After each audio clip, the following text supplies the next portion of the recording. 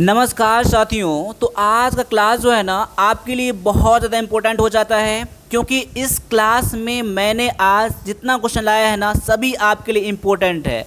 और इस क्लास में मैंने आज मात्र 20 क्वेश्चन लाया है आप लोगों के लिए, और 20 का 20 क्वेश्चन क्या है आप लोगों के लिए बहुत ज़्यादा इम्पोर्टेंट है। और ये जो क्वेश्चन है आपका सब्जेक्ट नॉलेज से है, ठीक है ना। सब्जेक्ट नॉलेज का जानते हैं कि आप एग्जाम में 20 क्वेश्चन आएंगे और 20 नंबर के आएंगे, जो आपका रिजल्ट डिसाइड करेगा, आपको अपने मेरिट में लाएगा। इसीलिए आज मैंने आपके लिए 17 क्वेश्चन का टारगेट रखा है इसमें से। और 17 क्वेश्चन का क्यों टारगेट रखा है, इसलिए रखा है क्योंकि आपका एग्ज़ाम जो है ना बहुत ही पास में है। मैं उम्मीद करूँगा कि अभी तक आपने सब्जेक्ट नॉलेज का क्लियर कर लिया होगा। चलिए आज इस क्लास को देख लीजिए और देख लीजिए कि इस क्वेश्चन में से कितना क्वेश्चन कर पाते हैं, और लास्ट में कमेंट करके मुझे ज़रूर बताइएगा। तो पहला क्वेश्चन आज का देख सकते हैं। क्वेश्चन ये है कि पंचायती राज संस्थाओं की त्रिस्तरीय प्रणाली में कौन शामिल नहीं है। क्वेश्चन गौर से देख लीजिएगा। यहाँ पर पहले क्वेश्चन समझने का कोशिश करिएगा। यहाँ पर क्वेश्चन समझ नहीं आए ना तो क्वेश्चन को दोबारा जरूर पढ़िएगा। क्वेश्चन ये है कि पंचायती राज संस्थाओं की त्रिस्तरीय प्रणाली। देखिए इसमें बहुत सारे क्वेश्चन बनते हैं आपके त्रिस्तरीय प्रणाली से। मैं आपको सारा चीज़ बताऊंगा इसी क्वेश्चन में आपको, ठीक है ना। पहले तो उसका आंसर देख लीजिए कि आंसर क्या है। अगर आपने ऑप्शन नंबर यहाँ पर डी करा है ना, नगर निगम करा है, तो आपका आंसर बिल्कुल यहाँ पर करेक्ट हो जाता है। यहाँ पर अब देखिए यहाँ पर त्रिस्तरीय प्रणाली जो है ना, एक समिति बनाया गया था, बलवंत राय समिति। क्या है? बलवंत राय समिति बनाया गया था, ठीक है ना। मैं सारा चीज़ जो बताऊंगा ना आपको पता है ना, अगर नहीं है ना तो सारा आप नोट कर लीजिएगा, क्योंकि आपके सारे पॉइंट एग्जाम के लिए इम्पोर्टेंट हो जाता है। तो पंचायती राज संस्था के लिए यहाँ पर त्रिस्तरीय समिति के लिए एक समिति बनाया गया था, बलवंत राय समिति। और ये कब बनाया गया था आपका? ये बनाया गया था आपका 16 जनवरी 1957 को बनाया गया था। इसका गठन हुआ था, ठीक है ना। तो मैं यहाँ पर लिख देता हूँ गठन हुआ था, ठीक है ना। इसके अध्यक्ष कौन थे? आप एग्जाम में भी आते हैं। इसके अध्यक्ष कौन थे? तो अध्यक्ष का मैं नाम भी लिख देता हूँ यहाँ पर। इसके अध्यक्ष थे बलवंत राय मेहता नाम था, ठीक है ना। और 3 स्तर में कौन कौन सा बनाया गया था? तो पहले स्तर जो था आपका वो था ग्राम स्तर। क्या था? ग्राम स्तर पर। मैं इसको थोड़ा इरेज कर देता हूँ यहाँ पर, ठीक है ना। यहाँ पर पहला था आपका ग्राम स्तर पर, ग्राम स्तर पर था। तो ग्राम स्तर पर कौन सा बनाया गया था? ये बनाया गया था ग्राम पंचायत बनाया गया था। ग्राम पंचायत जानते हैं आप लोग ना। और दूसरी स्तर पर बनाया गया था आपका ये प्रखंड स्तर पर बनाया गया था। प्रखंड स्तर पर बनाया गया था। प्रखंड स्तर पर कौन सा बनाया गया था? तो पंचायत समिति बनाया गया था। पंचायत समिति बनाया गया था जो आपके गांव में होते हैं, ठीक है ना। और तीसरी स्तर पर बनाया गया था आपका जिला स्तर पर। तो जिला स्तर पर कौन बनाया गया था? जिला स्तर पर बनाया गया था जिला परिषद। जिला परिषद। तो सभी पॉइंट आपके लिए इंपॉर्टेंट है। तो 3 स्तर में आपका ग्राम स्तर पर ग्राम पंचायत, प्रखंड स्तर पर पंचायत समिति और जिला स्तर पर जिला परिषद बनाया गया था। और इसका गठन जो हुआ था ये 16 जनवरी 1957 को हुआ था। और इसके अध्यक्ष जो थे बलवंत राय मेहता थे। और उस समिति का नाम क्या था? तो बलवंत राय समिति था। ये आपके लिए सारे पॉइंट जो है ना इम्पोर्टेंट हो जाते हैं। अब अगले क्वेश्चन में है आपका कि स्वयं सहायता समूह का मूल सिद्धांत क्या है। इसका मूल सिद्धांत क्या होता है ना? वित्तीय अनुशासन और आपसी विश्वास। क्या होता है वित्तीय अनुशासन? मतलब क्या हुआ? एक सप्ताह में उसका मीटिंग होता है। एक सप्ताह के अंतर्गत में यानी एक महीना में 4 मीटिंग होता है आपका स्वयं सहायता समूह में होता है। और इसमें जो ग्रुप के मेंबर होते हैं ना 10 से 15 कम से कम होते ही होते हैं यहाँ पर, ठीक है ना। इस ग्रुप में 20 भी हो सकते हैं, 10 से 20 भी हो सकते हैं, ठीक है ना। इसमें ऐसा कोई फिक्स नहीं है, ठीक है ना। तो पहला तो ये पॉइंट आपके लिए इंपॉर्टेंट हो जाता है आपका। और इसमें क्या होता है छोटे छोटे बचत करता है। हो सकता है कि एक सप्ताह में 10-10 रुपया करके जमा करे, 20-20 करके जमा करे, ऐसा जमा किया जाता है। और जब कुछ पैसा जमा हो जाता है ना तो आपस में एक दूसरे को जब ज़रूरत होता है ना तो उसमें एक ऋण के तौर पर दिया जाता है। और उस पर उसको बहुत ही कम ब्याज दर पर उसको वापस कराया जाता है उनको, ठीक है ना। तो ये आपसी विश्वास पर होता है ये। यानी इसका मूल सिद्धांत क्या था यहाँ पर?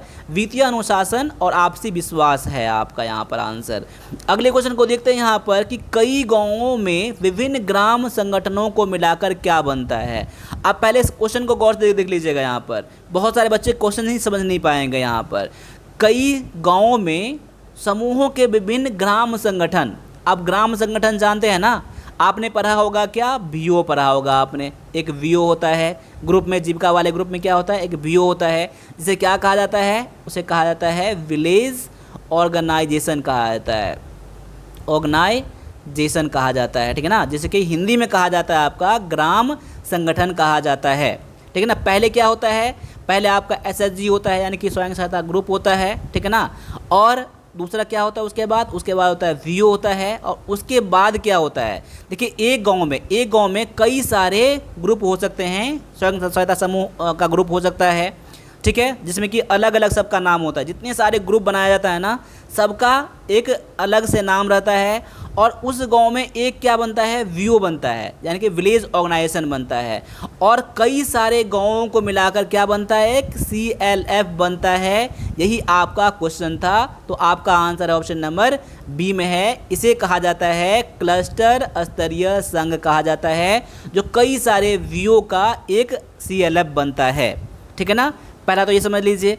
और आपके एग्जाम में कभी कभी सीएलएफ का फुल फॉर्म भी पूछा जाता है, ठीक है ना। तो सीएलएफ का हिंदी में समझ गए ना, इसका क्लस्टर स्तरीय संघ, यानी कि इसको कहा जाता है क्लस्टर लेवल, ठीक है, फेडरेशन कहा जाता है, फेडरेशन कहा जाता है, ठीक है ना। तो ये भी आप लोग नोट कर लीजिएगा, आपके लिए बहुत ज़्यादा इंपॉर्टेंट पॉइंट था आज का ये। अगले क्वेश्चन में देखते हैं हम लोग। अगले क्वेश्चन में है कि ग्रामीण अर्थव्यवस्था की मुख्य विशेषता क्या है। तो ग्रामीण जो अर्थव्यवस्था होता है ना, उसका मुख्य विशेषता क्या होता है। अब यहाँ पर ऑप्शन को ठीक से देख लीजिएगा, आपको यहाँ पर थोड़ा सोच के आंसर देना पड़ेगा। और देखो जिसका आंसर पता चल गया है ना, आप अपने आंसर को मैच कर लीजिए। इसका आंसर है ऑप्शन नंबर बी, ये कृषि पर निर्भरता होता है, ठीक है ना। यानी कि ग्रामीण जो अर्थव्यवस्था होता है मुख्य रूप से कृषि पर ही होता है निर्भर, क्योंकि इसमें बहुत ज़्यादा व्यवसाय नहीं होता है, बहुत सारा और भी जो निर्माण कार्य नहीं होता है। ज़्यादातर लोग क्या होता है, कृषि पर ही निर्भर रहते हैं। अब कृषि में ऐसा नहीं है कि खेती बाड़ी से ही, कृषि से होने वाले कई सारे बिजनेस होते हैं। हो सकता है कि पशुपालन में चला जाए, मुर्गी पालन चला जाए, तो ये सब चीज़ किस के अंतर्गत में आता है, ये आपको कृषि के अंतर्गत में ही आता है। चलिए अगला क्वेश्चन मैंने इस टाइप का रखा है, मैंने आपको समझ में आ जाएगा। चलिए अगले क्वेश्चन में है कि मनरेगा के तहत एक ग्रामीण परिवार को कितने दिन मजदूरी रोजगार गारंटी मिलती है। देखिए मनरेगा के अंतर्गत में कम से कम आपका 100 दिन का रोजगार मिलता ही मिलता है। ये मैंने कई सारे क्लास में बता दिया है और आप लोगों को ये भी पता होगा।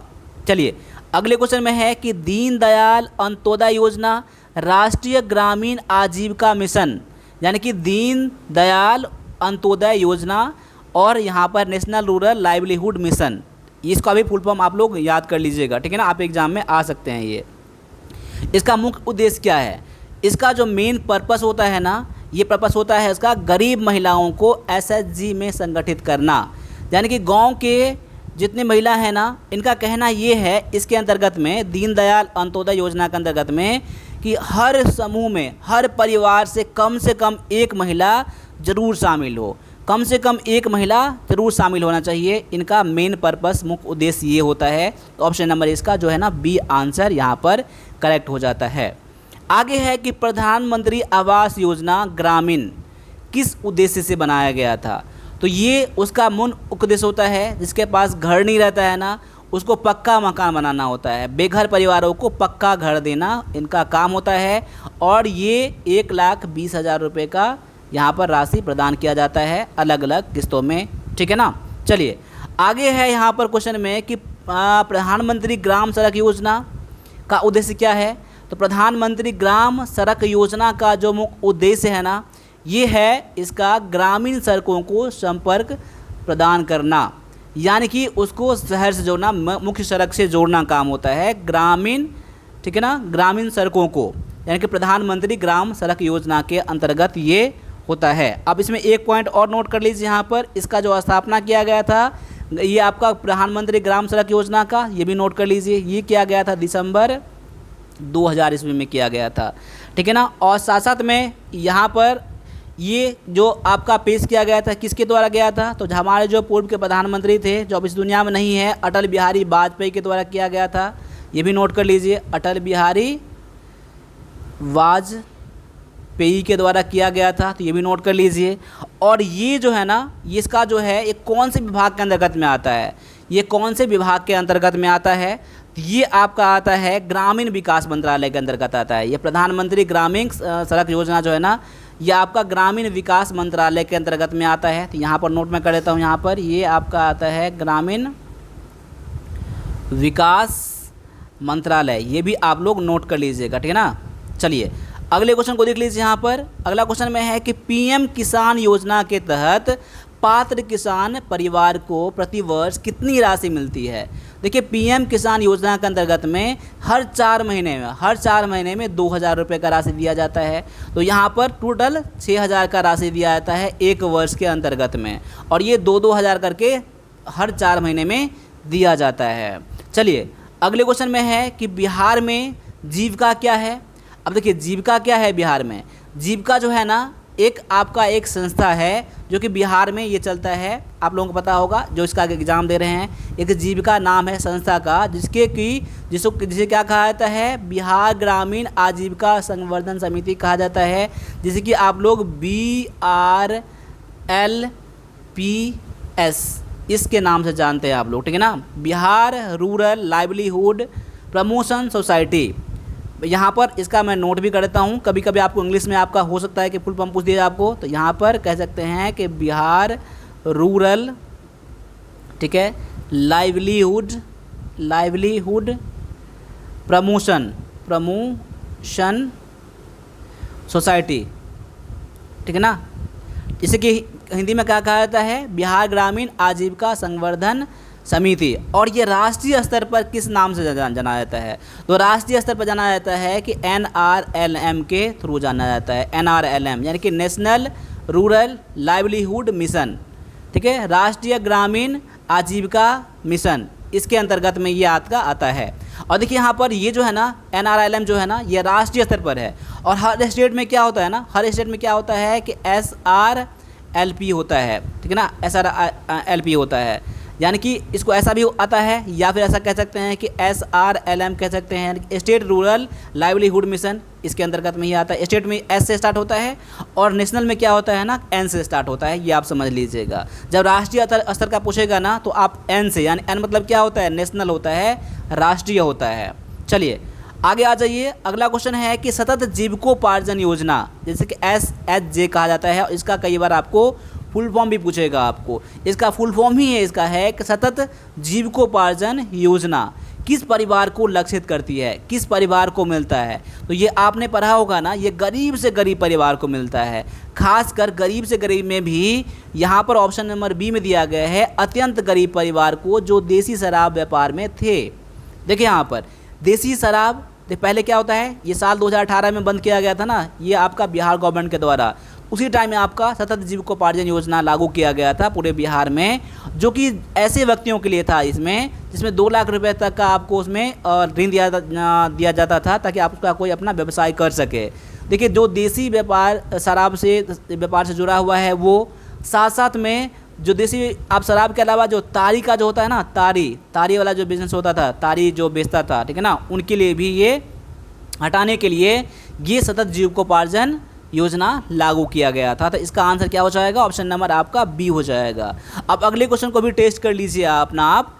क्वेश्चन ये है कि बिहार के कुशल युवा कार्यक्रम यानी KYP यानी कि कुशल युवा प्रोग्राम के अंतर्गत युवाओं को क्या प्रशिक्षण मिलता है। ये जो KYP है ना, इसमें कौन कौन सा ट्रेनिंग दिया जाता है, ठीक है ना। तो यहाँ पर ऑप्शन को गौर से देख लीजिएगा। इसमें क्या दिया जाता है, IT साक्षरता यानी कि जो IT से रिलेटेड इंफॉर्मेशन टेक्नोलॉजी से जरूरी जो भी इंफॉर्मेशन होता है, हो सकता है कंप्यूटर, बेसिक कंप्यूटर सिखा दे आपको, ठीक है ना, लैंग्वेज सिखाया जाएगा, सॉफ्ट स्किल्स सिखाया जाएगा, यानी कि कह सकते हैं ऑप्शन नंबर आपका C जो है ना, आपका आंसर यहाँ पर करेक्ट हो जाता है। आगे है कि मुख्यमंत्री उद्यमी योजना का मुख्य उद्देश्य क्या है। मुख्यमंत्री उद्यमी योजना का जो मुख्य उद्देश्य है ना, यहाँ पर ऑप्शन थोड़ा ठीक से पढ़ लीजिएगा। यहाँ पर ऑप्शन इसका हो जाएगा ऑप्शन नंबर B, नए उद्यम स्थापित करने हेतु वित्तीय सहायता दिया जाता है। नए उद्यम मतलब क्या, नया बिजनेस करने के लिए जो उसमें है आपको हेल्प किया जाता है, ऋण दिया जाता है, ये स्टेट गवर्नमेंट के द्वारा, ठीक है ना। चलिए अगले क्वेश्चन में है कि कृषि आधारित जीविका क्या है। कृषि आधारित यानी कृषि से जुड़ा हुआ जो जीविका है ना, आजीविका है, जिसमें कि काम करके कुछ अपना जीवन यापन करते हैं, उसे आजीविका कहा जाता है। तो कृषि आधारित कौन सा है? तो यहाँ पर ऑप्शन में देख लीजिएगा, यहाँ पर ऑप्शन नंबर आपका बी सी हो जाएगा, जो हो जाएगा डेयरी और पशुपालन। ये कृषि के अंतर्गत में आते हैं। तो कृषि के अंतर्गत में जैसे खेत में काम करना, जो अनाज को बेचना जो होता है वो होता है। तो जो कृषि में यानी खेत में जो मजदूरी जो करता है ना, वो कृषि के अंतर्गत ही आता है, ठीक है ना। तो कृषि आधारित सारा जी आपका आता है। डेयरी यानी कि दूध बेचना, ठीक है ना, दूध, पशुपालन करना, मुर्गी पालन, ये सब क्या आता है? कृषि के अंतर्गत में ही ये आता है। तो यहाँ पर ऑप्शन नंबर आपका सी हो जाएगा। यहाँ मजदूरी नहीं देंगे, क्योंकि मजदूरी यहाँ पर क्या हो सकता है आपका, कृषि में भी हो सकता है या अदर चीज़ में भी हो सकता है कि घर बनाने में ऐसा हो सकता है। तो वो सब चीज़ क्या होता है, कृषि में नहीं आता है। चलिए अगले क्वेश्चन में यहाँ पर है कि गैर कृषि आजीविका का उदाहरण क्या है। अब आपको समझ में आ जाएगा। यहाँ पर पहला तो था आपका कृषि आधारित, और दूसरा क्या है कि गैर कृषि दिया गया है, जो कृषि से जुड़ा हुआ नहीं है। देखिए यहाँ पर फसल उगाना आपका कृषि के अंतर्गत में आ जाएगा, फल और सब्जी उगाना कृषि के अंतर्गत में आ जाएगा, और मिट्टी के बर्तन बनाना इसके अंतर्गत में नहीं आएगा, ठीक है ना। एक आपका एक व्यवसाय हो जाता है, जो हस्तशिल्प, जहाँ हाथ से कोई सामान बनाता है ना, तो यहाँ पर आपका मिट्टी का बर्तन बनाना आपका आंसर हो जाएगा। ऑप्शन नंबर आप देखिए यहाँ पर डी जो है, डी भी नहीं होगा। डी क्यों नहीं होगा? क्योंकि देखिए मजदूरी आपका हो सकता है कृषि के अंतर्गत भी हो सकता है, और ये बाहरी कोई, जैसे मान लीजिए जो और भी जो घर बनाने में, निर्माण क्षेत्र में जो काम करते हैं ना, वो आपका मजदूरी करते हैं, इसलिए आपका ये कृषि में नहीं आएगा, ठीक है ना। यहाँ पर ऑप्शन नंबर सी जो है ना आपका यहाँ पर आंसर हो जाता है क्वेश्चन नंबर 15 के लिए, ठीक है। चलिए अगले क्वेश्चन में यहाँ पर है कि ऑफ फार्म आजीविका की विशेषता क्या है। देखिए यहाँ पर ऑफ फार्म, देखिए ऑफ फार्म का मतलब क्या होता है अभी समझिएगा। अब अगर अभी तक आपने नहीं पढ़ा है तो समझ लीजिए। तो ऑफ फार्म मतलब क्या होता है, जो दूसरे के लिए काम करना। क्या होता है? दूसरे के लिए काम करना, ठीक है ना। ये होता है ऑफ फार्म आजीविका होता है। देखिए ऑप्शन थोड़ा पढ़ लीजिए। यहाँ पर सी में दिया गया है किसी और के लिए मजदूरी करना, गैर कृषि, ये कृषि को छोड़कर, कृषि के क्षेत्र को छोड़कर किसी और के लिए मजदूरी क्या कहलाता है? यहाँ पर ऑफ फार्म आजीविका कहलाता है। तो ऑप्शन नंबर आपका सी यहाँ पर आंसर हो जाएगा। अब यहाँ पर अगला क्वेश्चन है कि पंचायती राज संस्थाओं का प्राथमिक कार्य क्या है। पंचायती राज संस्था जो होता है ना, उसका जो मेन काम होता है ना, मेन पर्पस होता है, यहाँ पर ऑप्शन थोड़ा ठीक से पढ़ लीजिएगा। यहाँ पर ऑप्शन नंबर बी में दिया गया है विकेंद्रीकृत योजना और विकास का क्रियान्वयन। देखिए यहाँ पर जो योजना सरकार के द्वारा लागू किया जाता है, उसको ठीक से गांव में, शहरों में जो होता है पंचायती राज के अंतर्गत में जो भी आता है ना, उसको ठीक से लागू करना, उसको चलाना किसका काम होता है? पंचायती राज संस्था का काम होता है। तो आपका आंसर ऑप्शन नंबर यहाँ पर बी हो जाता है। अगले क्वेश्चन में आपका है कि जीविका किस राष्ट्रीय कार्यक्रम का बिहार संस्करण है।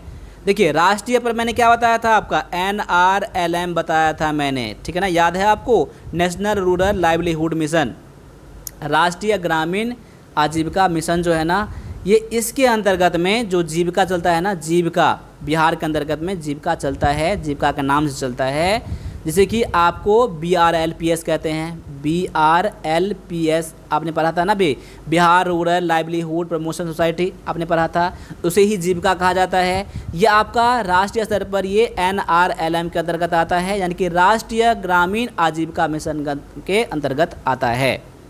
आगे आपका दिया गया है क्वेश्चन में कि दर्जी की आजीविका किस श्रेणी में आता है। अब देखिए दर्जी की आजीविका किस में आएगा, अभी मैंने बताया था आपको, जो जिसमें क्या मिट्टी का बर्तन बनाना, क्या कृषि में आएगा? नहीं आएगा। देखिए दर्जी का किस में आएगा? कृषि में आएगा? नहीं आएगा। गैर कृषि में आपका यहाँ पर आ जाएगा, क्योंकि ये कृषि से संबंधित नहीं है। ऑफ फार्म तो आएगा नहीं आपका, सेवा क्षेत्र आएगा नहीं, यानी कि ऑप्शन नंबर आपका यहाँ पर बी जो है ना, आपका आंसर यहाँ पर करेक्ट हो जाता है। आगे जो क्वेश्चन है, क्वेश्चन समझने की कोशिश करेगा, यहाँ पर नहीं पता है तो इसका आंसर जरूर मिलाइएगा मेरे आंसर से। प्रच्छन्न बेरोजगारी आमतौर पर किस क्षेत्र में पाई जाती है। देखिए प्रच्छन्न बेरोजगारी जो है ना, आखिर होता है क्या? अगर इस वर्ड को नहीं समझते हैं ना, तो समझ लीजिएगा। यहाँ पर प्रच्छन्न बेरोजगारी किसे कहते हैं कि ऐसा कोई क्षेत्र, ऐसा कोई काम जहाँ पर 10 लोग काम कर रहे हैं, ठीक है ना, और वहाँ पर 10 लोगों में से हो सकता है कि 3 लोग नहीं भी काम करेगा ना, 3 लोग नहीं भी काम करेगा, तभी उस काम में जो आपका रिजल्ट आएगा ना, काम का जो आउटपुट निकलता है, हो सकता है कि मान लीजिए कृषि में कोई खेत में काम करता है, उसमें 10 लोग भी काम कर सकते हैं और 5 लोग भी काम कर सकते हैं, लेकिन खेती में जितना उपज होना है वहाँ तो उपज उतना होगा ही। 5 लोग के मिल करेगा तभी उतना ही आएगा, 10 लोग के मिल कर काम करेंगे उतना ही आएगा। तो यहाँ पर 3 लोग नहीं भी काम करेंगे तब भी यहाँ पर काम चल जाएगा। तो अगर वो 3 लोग को क्या कहेंगे हम लोग, उसे कहेंगे प्रच्छन्न बेरोजगारी कहेंगे यहाँ पर, यानी कृषि में आ जाएगा। ये कृषि के अंतर्गत में ज़्यादा होता है ये, ठीक है ना, कृषि के अंतर्गत ज़्यादा आता है, क्योंकि कृषि में क्या 1 लोग भी काम कर सकते हैं, उसी काम को 2 लोग मिलकर भी काम कर सकते हैं। अगर 2 लोग अगर नहीं रहेंगे तो 1 लोग मिलकर काम करेंगे, यानी कि इस चीज़ में कृषि के क्षेत्र में ज़्यादा ये चीज़ होता है। तो आज के क्लास में मैंने यहाँ पर 20 क्वेश्चन लगाया था यहाँ पर आपके लिए, और 20 क्वेश्चन में से कितना आपका सही हुआ है ना, सभी लोग आप कमेंट करिए। अगर आपको क्वेश्चन में डाउट लग रहा है, क्वेश्चन आपका कमी आ रहा है, तो आप मुझे कमेंट करके बताइएगा, मैं इस पर और भी क्लास लाने का कोशिश करूँगा। अगर क्वेश्चन बन रहा है आपसे तो आप समझ लीजिए कि आपका तैयारी यहाँ पर बेस्ट है। तो मिलेंगे अगले क्लास में, तब तक के लिए सभी से का फिर से जय हिंद,